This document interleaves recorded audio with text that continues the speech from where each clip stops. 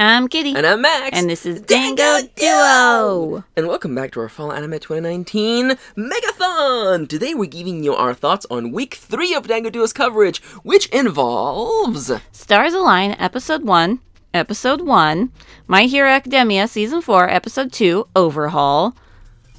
Stand My Heroes, Piece of Truth, Episode 1, Piece 1. After School Dice Club, Episode 2, This is a Cockroach. And? Azur Lane, Episode 1, Activation, The Girls Who Soar on the Seas. So we had to jump around because this is not the order we wrote them down in. This is the order we didn't even watch them in. No, we you know... Everything's a little jumbled this week, it's fine. We didn't want to watch any more isekai. But don't worry, next week is 3 isekai. isekais and then us catching up on the 2 good shows, My Hero and Dice Club. I am not looking forward to that at all. Yeah. I mean, that's all the isekais. No, wait, technically Demon Boy is also an isekai, so we will have like one more isekai, but then we'll get it all over with. Talking about isekai, I think Overlord is an isekai, isn't it? I believe so. There's a Picross Overlord isekai game on the Switch. Weird. Also, that company that does the Picross games has added 2 more Picross games. Because, you know, they do like Picross S, then Picross S2, S3. Oh, shit. Fucking love Picross. But anyhow, Kitty, what did you think about Stars Align Episode 1? By the way, we're not having a stroke. That is literally the title of the episode is Episode 1. And it's funny because Episode 2 is Episode 2, but episode is in all caps. Yeah, it's a little odd. We liked a sports anime. What's happening? I mean, this is really more of a drama than a sports anime. It's true. It's got sports undertones and drama overtones. I do appreciate that they eased us into the creepiness by having that moment with the mom. Yeah, that just kind of came out of nowhere, and you're like, oh, something else is going on underneath this. Yeah. And then the after credits scene of the dad. Yeah, gross. Yeah, that was gross. I was reading AniFem's thoughts on this because this was one of the 2 anime they actually liked this season, which is fair. I mean, if you're gonna like, you know, feminist potential is definitely in this one. Yeah. But they noted that when the dad comes in, he's kind of colored differently than the rest of the anime. He's very like dull and grays, whereas the rest of the anime is really bright and colorful. So it really like gets you that off-putting feeling of like, this is not right.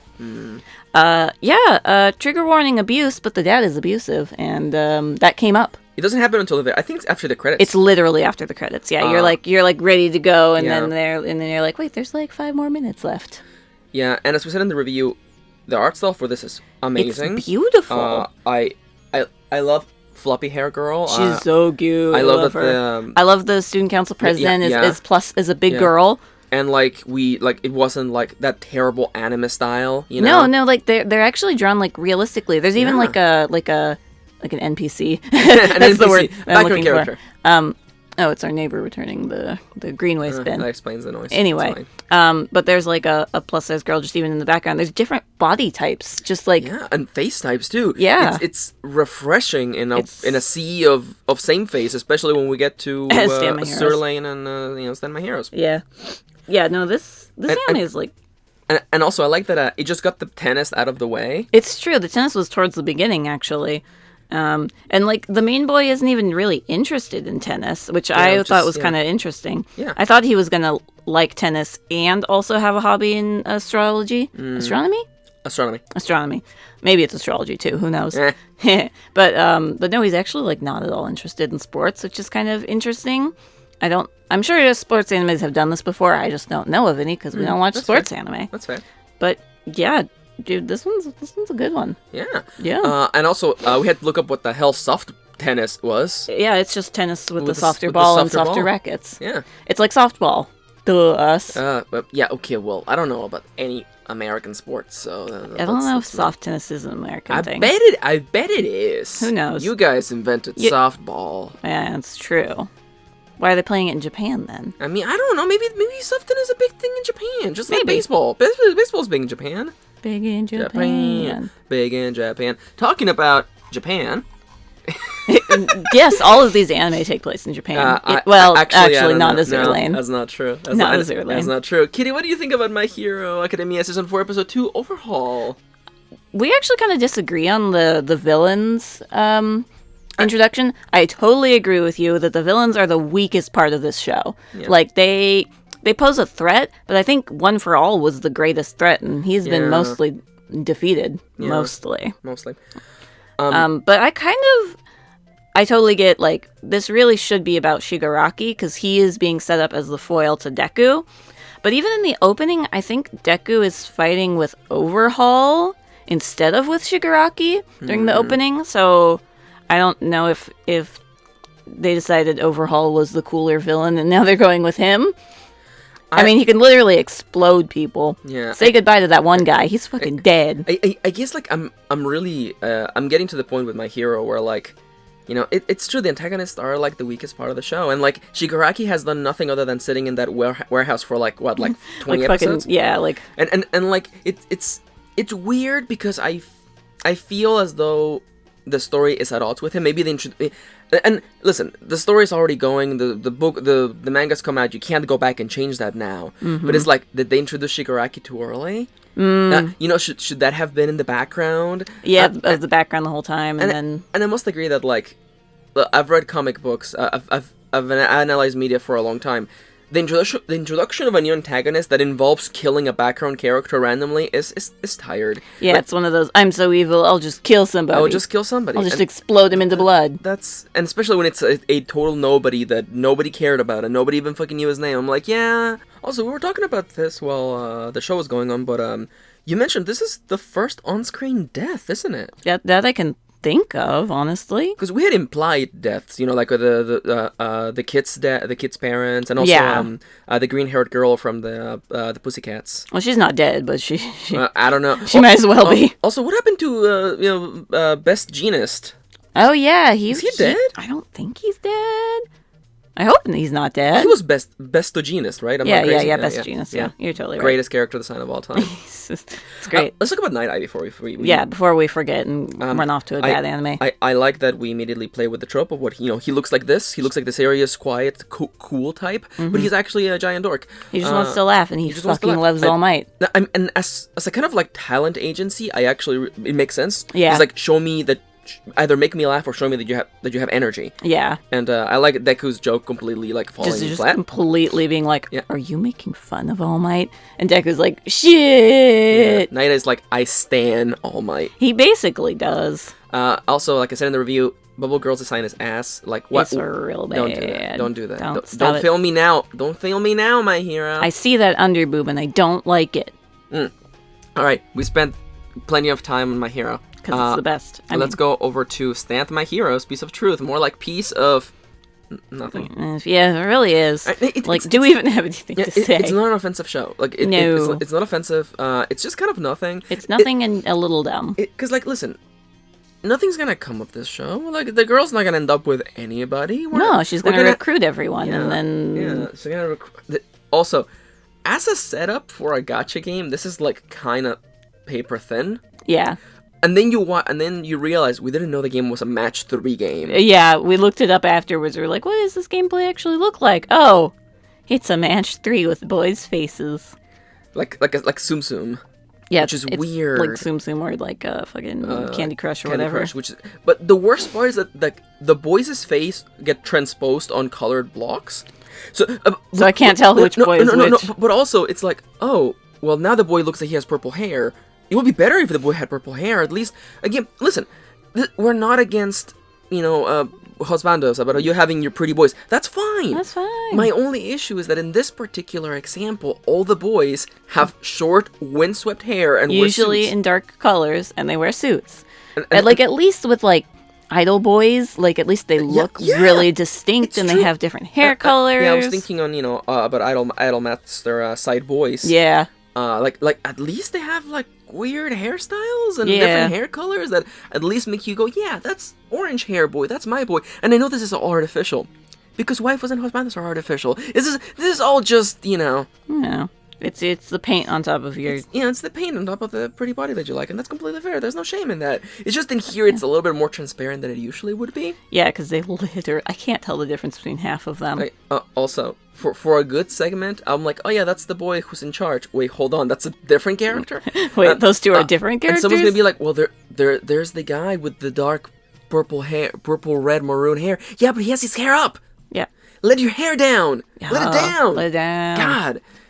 There's like 2 boys with, like, different hair. Well, there's a white-haired boy, but then there's pink-haired boy and maroon-red boy. Yeah, a sleepy pink-haired boy. Yeah, I like sleepy pink-haired boy. And I'm like, that's it though. And then we looked at the gacha game and like there's like 2 blonde boys and that's it. Yeah, there's one that looks very unique, but that's because he's wearing like a fucking wife beater and he looks muscular and he's he got blonde hair. He has his hair slicked back. Other than that, let's fucking talk about being immune to fuck. I can't even say it with a straight face. Our protagonist girl she was recruited for this job because she was immune to drugs. So that's why I got hired for the police to work in the drug division. No, in the crimes division because I'm immune to crimes. See, I can't do crimes. Yeah. Crimes can't be committed against me. And it's just, of course, on the first episode, we do the thing where a guy tries to chloroform her. And then she's like, haha, I'm immune to drugs. But then she doesn't get to do anything cool. She knees the guy. She gets saved. And then she gets saved immediately because she's a woman. She's a woman. So, do you think... Okay, real talk though. While we were watching this, I was just being the most vulgar person in the world. It's like she walks into... we learned that she's immune to drugs. She walks into a room and then I'm like, what if she walked in and everyone was just shooting up drugs? Or this is basically the Pat from the Best Friends. Yeah. Previously from the Best Friends. The worst nightmare of fear. Yeah, the whole anime is gonna be like homeless people charging at her with syringes. With random syringes. What could be in them? I don't know, but she's probably immune to it. God. It's so bad. So dumb. It's so bad. We had to keep pausing because we were laughing so hard. It's so bad. It's like, well, good thing she wasn't born with polio or anything. Right? She'd be fucking dead. What if she got diabetes though? Would insulin count as a drug? As a drug? I don't know, but vaccines probably don't count. Antibiotics probably count. What about medicated ointments? Do those work on her? Probably what not. About aloe vera, does that work on her? What is a drug? What is a chemical? What is she immune to? What about vitamin C? Yeah. Can she take vitamin C? I guess so, because that's more natural in her body. What about vitamin D though? She's like, I keep going out in the sun and nothing happens because I'm immune to drugs. God, this is stupid. See. Wait. What about sunscreen? Because it gets absorbed into your body. So the sunscreen work? Actually, I don't think it gets absorbed into your body. So we have actually a skin expert in the comments right now who's actually I have 10,000 years of experience in dermatology. Yeah. And fucking you guys are stupid. Yes. Yes. But also this show is stupid. Anything else you want to say, Kitty, about this amazing, well-written show? She's immune to drugs. Man, want to just shoot up after this? Right. She can take all the meth she wants, and she might not overdose. I don't know. She can take all the drugs in the world. She can smoke all the meth. She can smoke all the weed, and she will not overdose on weed. She won't even get hungry. What's the point? Welcome to After School Dice Club, episode 2. I love that for Hulu, the preview was, "This is a cock." Yeah, it stopped at cock, and I was like, excuse me? The full title is "This is a Cockroach." Yes. Kitty, what do you think? I see that you're ordering Cockroach Poker. Like we were saying after the episode, this would be a good game to play with the family. Yeah. Sometimes we bring board games to play with Max's family, which is also my family, but it's just weird to say that. They're my in-laws. Yeah, we're married. That's weird. I know, How that's did that weird. happen? It is weird. I feel like we could play this with friends too. Yeah, I know. think. I, although it depends on the friends, because we have some friends who don't really like bluffing games. Fair. But I like a Cockroach Poker is fun because it also kind of twists the idea of a game around, because it's not a game about winning, it's a game about not losing. As long as you don't lose, you win. Yeah, isn't that funny? Yeah. But yeah, no, we have a new. I thought that boy was a girl. I did, because he has eyelashes. Eyelashes, which is a unique character design. To be fair, for a second I thought it was like a girl Bakugo, and yeah. I'm like, yes. Yeah. But turns out it's just a boy. But thankfully, we can always just make people trans in our imaginations, and then problem solved. Problem solved. I hope he comes back, because otherwise this episode was meaningless. Yeah, for at least him and his plotline. I did enjoy the plotline though. Again, like I said in the review, I love the fact that we did the whole. He has to think about it. He's like, oh shit. So this is a girl I like. I don't want to make her sad, but I don't want to make her lose. Making her lose, but maybe she's attacking me. Maybe she's gonna make me lose. Yeah. And then it turns out it was something he wasn't even thinking of, which is always the way it goes. Which I like that. That decision process about this anime, because they did it with the last episode with the the carpet game. Yeah, the carpet game. Yeah, they like talked about the decisions, like if he does this, and then then I have to do this. Yeah. I really like that. Yeah, which actually shows like what would otherwise be a high level gameplay in board games. Yeah, because I know a lot of people are just like, yeah, just make choices and see what happens. But like, you know, if you really want to win. This is what you have to think about. Yeah, it's like playing Santorini, but with every game. Yeah. Oh my God, Santorini. Santorini is a lot of... Santorini is like... thought process. It's like chess, but if it was cute. Yeah, pretty much. And man, I love all those times we were playing Santorini, and I'm like, okay, I got you. And then I'm like, no! She did the move the only way she could have saved her. And then I think you won every single game of Santorini. I don't think I won a single one. I think you might have won one, but I won most of them, I'm not going to lie. Is there anything else you want to say about After School Dice Club Episode 2? This is a cock? This is a cock. Roach. I've always found that to be a weird name for the... Cockroach? Because in Spanish, it's a cucaracha. A cucaracha. A cucaracha. Anyhow. Anyway. Yep. No, we're, It's like, do mariachi play that song in Mexico? No. Also, you dumbass. Also, everyone knows that the #1 party song in Mexico is freaking El Mariachi Loco. That's it. El Mariachi Loco quiere bailar. El Mariachi Loco quiere bailar. Anyhow. It's true. That's not mariachi, that's banda. Yeah. But whatever. Also, we're just excited to see what they'll play next week, so. Yeah, isn't it crazy that there's a board game about anime? An anime about board games? I mean, we just get to enjoy board games? Yeah, it's great. I fucking miss playing board games. We should just play fucking Four Souls. Oh, yeah. What if there was an episode about Four Souls? That would be insane.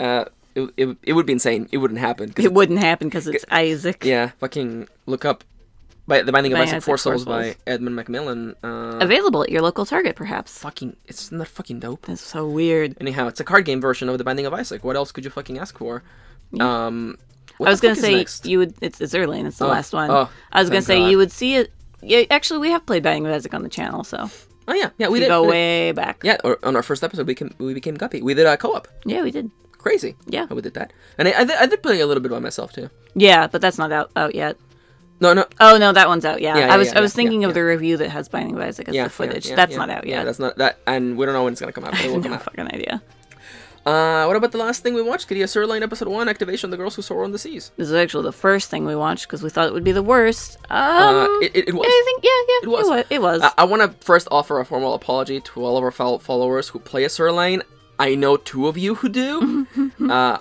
Listen, I'm sorry you got... No, see, I'm okay with this because I know who their waifus are, and they're all adult women. So thank God. There you go. See, the problem solved. Yeah. I mean, like, listen, I'm sorry you got this shitty anime about your waifu girls where, I got Love Live, which is a great anime. Yeah. Yeah. Well, you're especially compared to this fucking shit. Yeah, I mean, it's because there's a story. There's a story. And someone's gonna be like, oh, but what about the analog of the Pearl Harbor bombing? When I realized that was happening halfway through, I was like, nah, they're not gonna, Japan is bombing this naval station operated by the American analog. People are gonna be like, no, it's actually owned by both. Yeah, but the United Kingdom forces arrived at the naval base, indicating that they don't work at that naval base. I mean, so did the American ship at the end, to be fair. I mean, but that was backup, though. She was the Great Ghost. The Great Ghost. And these are all real ships, in case you didn't know. Of course. Yeah, no, it's, I guess, like you said, and just like Stand, the problem here is that, like, this is, like, the worst kind of, like, waifu husbando stuff. Because it's all surface. It's incredibly surface. I don't know anything about these characters except that one's a baby. And that one over there also has baby. Just boobs hanging out. Yeah, and I feel like we could do a whole video essay on, like, the nature of, like, waifu husbando culture. About how, like, it's the surface crush of, like, there's a pretty person there that I find visually appealing.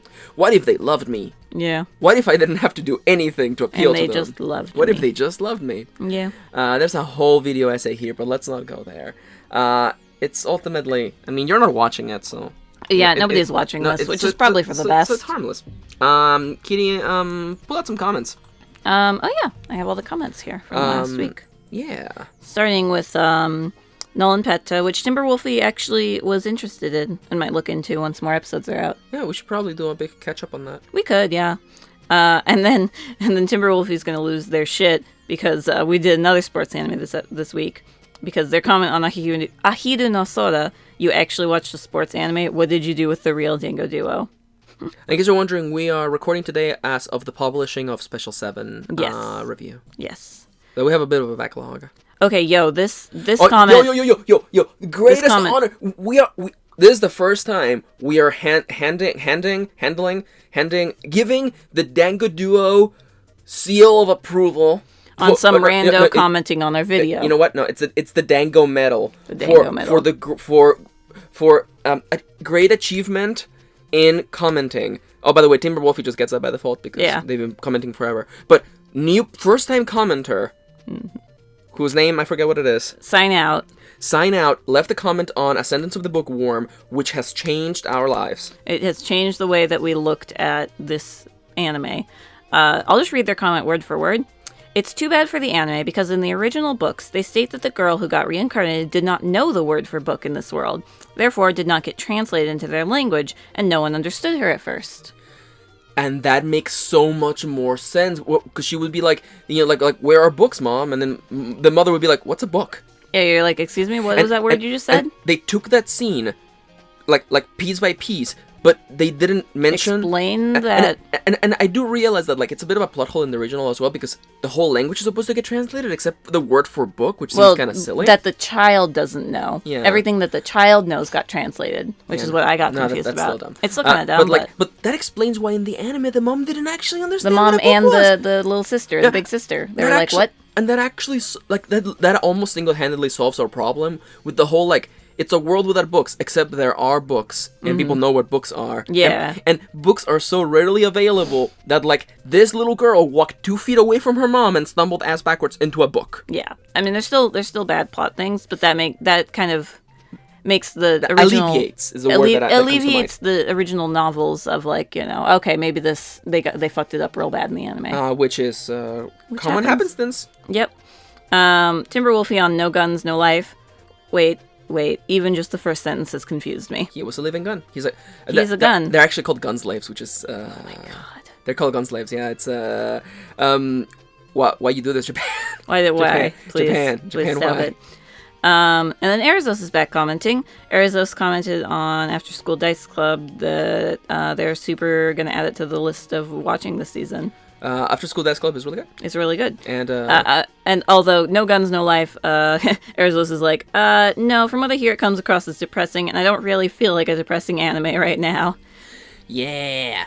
No, and no one has yelled at me about this, and whoever yelled probably wouldn't even fucking see this, but... Yeah. When I said that in noir people are pointing guns at each other and talking, sometimes it's metaphorical guns or figurative guns, like for instance in No Guns, No Life, when Resolver, I can't believe I fucking remember his name. Noir often comes down to being a power place. It's just like person in position of power arguing with another person with their own position of power, and they're just pointing metaphorical guns at each other. And then sometimes literal guns. And no one's actually shooting. Because no one escalates the situation. Like, I want you to watch a noir show and watch every time that the person with the least amount of power in the scene folds. Mm-hmm. Anyhow. Anyway. But yeah, that's about it for this week's reactions. Yeah. Kitty, is there anything you want to say before we hate ourselves next week? Because we're watching Isekai Week. Tag along for Isekai Week starting on Friday. Sounds right, yeah. Yeah, because the plan for next week is to watch Cautious Hero, something about privileged kids in another world. Yeah, High School Prodigies Have It Easy in Another World. And what's the other one? Oh, didn't I say to make my abilities average in another? Yeah, in my next life. Get fucking hyped for that pile of trash we're gonna. But don't worry, we'll watch episode 3 of My Hero and episode 3 of Dice. Yeah. Yeah, because we can't. I can't. Because we're not immune to poison. Yeah, unlike our protagonists from Stand My Heroes. God. Sorry, it's just so... You don't think that's actually the setup in the actual game? Oh, I'm sure there's like no setup in the actual game. Because I'm like terrified of like someone in a board meeting thought, okay, for the anime version of Stand My Heroes, piece of shit.